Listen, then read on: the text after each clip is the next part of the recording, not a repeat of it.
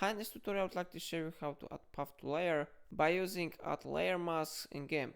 So first let's go to the file on the left upper corner and then we need to go to new. Now let's create a new image. So for example I click here OK button and then I go to path tool and I will change the color.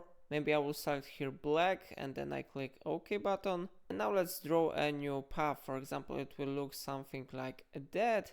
And now we need to go to paths tab, so I click here, then I click here to show my path, and after that I click right mouse button on the path, and I select here paths to selection. Now I will modify color of this path by clicking on bucket fill tool, and for example I click inside the path. Now I go to layer, I go to mask, and I click here add layer masks. Then I select here white, full opacity, and I click add button. Now if you will go back to layers, you may see that it has been successfully added to this layer. So it's all for today. If I helped you, remember to like this tutorial and subscribe my channel. If I solved your problem, remember to let me know in comment.